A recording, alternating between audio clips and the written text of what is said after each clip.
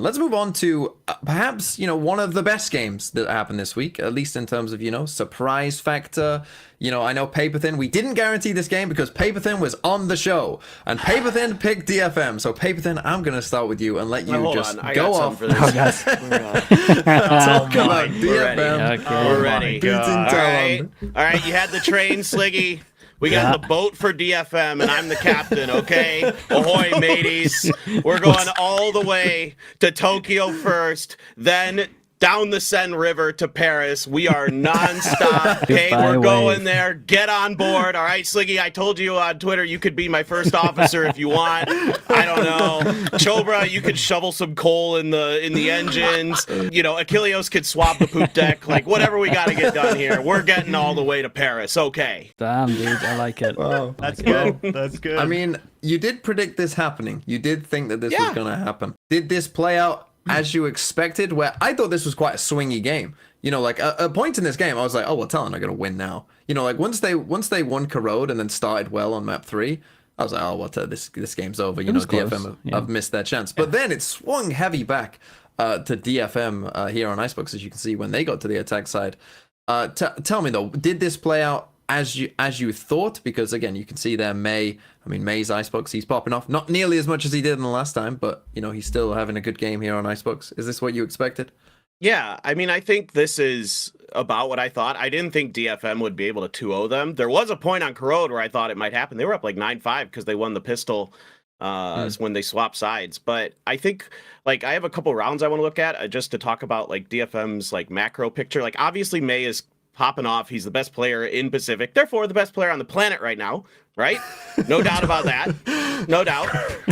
So I'm happy about that. But I do have a couple rounds here that I want to talk about just from a macro perspective. This is just a really simple, good read. They knew that there was going to be an operator here, and they have a great set play with the 2 ultimates, with the overdrive and with the Hunter's Fury to flush this out. So this is a really clean execute. You can see Meiy breaks the angle, and he gets the read, and that's immediately pop on the Hunter's Fury. He finds another player. He's able to lock that up for SSeeS, and this is just boom, basically round over. But this is just really clean stuff in terms of there was no timeout before this or anything like that. They just had the read. They knew exactly what Talon was going to be doing in this round, and they had a set play to deal with it. So stuff like this that I think really showcases that they're improving. Bringing SSeeS in as the IGL, he's shown to me that he just has a better grasp of the overall picture of the game and the teams and how to make adjustments and get good reads. I think I had another round in there, and now I'm trying to remember what it was. But what the hell was this round? I don't remember. Let's find out. I put it in here. Yeah, let's find out.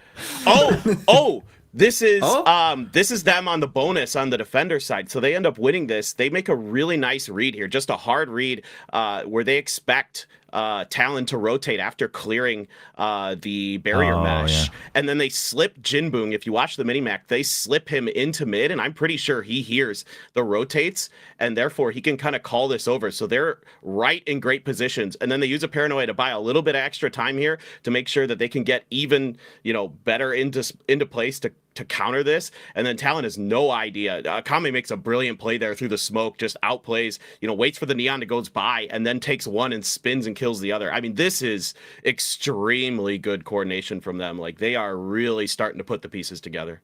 I think as well, when I watched them, especially if we're kind of looking at Icebox, they had a pretty good plan against the Sage. They were always making sure they were fighting heavy.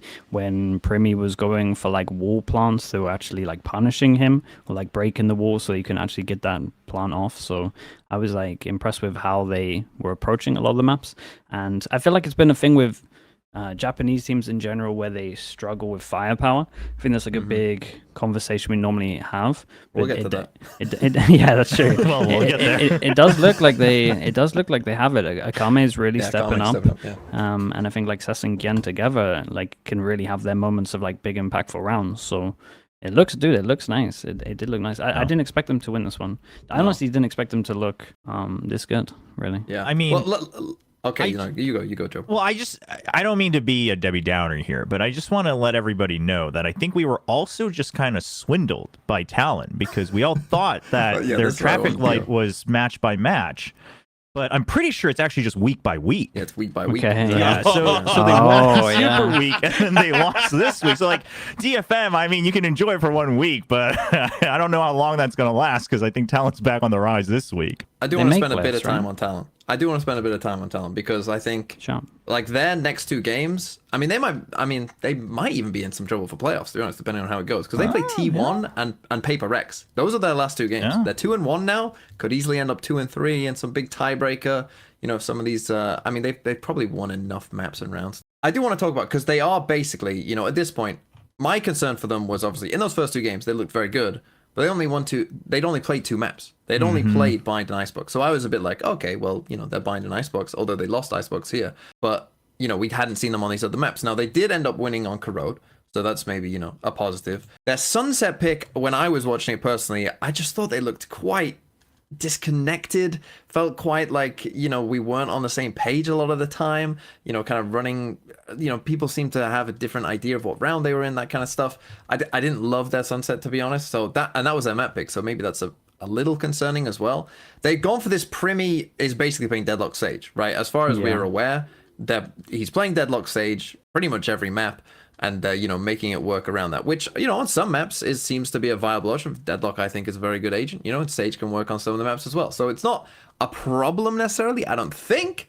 But are you a little worried about this team? Because I think coming into this week, we were pretty high on this team. We were going like, this is a team that could I remember saying it last week. This is a team that like could very easily make champs. But now I'm a little bit scared. Yeah, I agree with that. I think as well, because you got to look at their games, right? T1 Paper X, they're probably underdogs for both of these. Maybe the T1's a little bit close, which means that, say they do make playoffs, they're most likely getting 4th, right? But because of this game, if it does go to head-to-head, which means that you start lower bracket.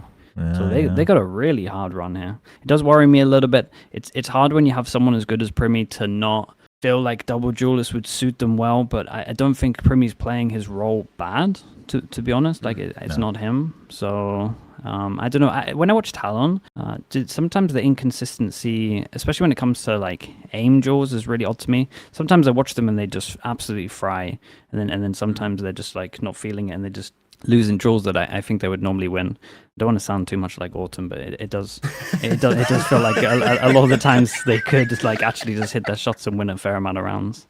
So I don't know. I kind of look at their game plan sometimes and I think that's like fine. Like I think they do good stuff.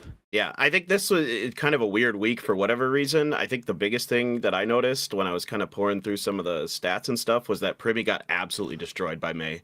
I mean, absolutely destroyed. He went -9 against Meiy over the course of the 3 maps, and that's not something that I would expect. I mean, I think Meiy and Primi, in terms of their raw individual skill, match up pretty well.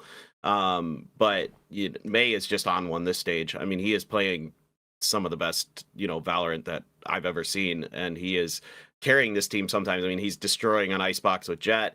His Neon's starting to look better, but I think I'm not super concerned as long as Primi kind of goes back to being himself. Then I think the rest of the team's pretty well situated. I think they have some pretty good reads. I think they use that Deadlock and Sage util pretty well usually, but they just need to kind of get their heads back on straight. This was the game where there was a couple, like Icebox was the game where there was a couple of rounds where they were like pretty low on time, right? So it was like the plant wasn't always convincing on attack, and they kind of struggled a little bit. They could maybe benefit from some faster calls. I remember just feeling sorry for Primi on attack on Icebox. It was that old sacrificial Sage. Old Sage when like the team didn't fully understand it and they don't fight behind it properly, where it's just like, yeah, you go plant, mate. We'll win the after plant. We'll and sit it's like, back here. He's just dead planting. And I think he's too good to play like that for the rest of the team. And for those of you wondering, for Talon, and for really every Pacific team that isn't in that like top 5 of Gen.G, Paper X, DRX, RRQ, and T1, like they have to finish in the top 2. There's just too many teams to overcome. You're not gonna finish in the like points. Like the points, you're not gonna make it. So for teams like Talon, teams like DFM, you know, if we're going on that ship, it's gonna have to be top 2, basically. Top 2. Yeah, it basically has to be. Which is crazy, because that means you have to at one point be a Paper X or a Gen.G. Or maybe both, depending on your route. Yeah, just got to catch them on the right week. Yep. Yeah. And then you're good to go. Yeah. It's okay, wave by wave. We got no no yeah. Okay. No Paperthin's still there. He's still believing.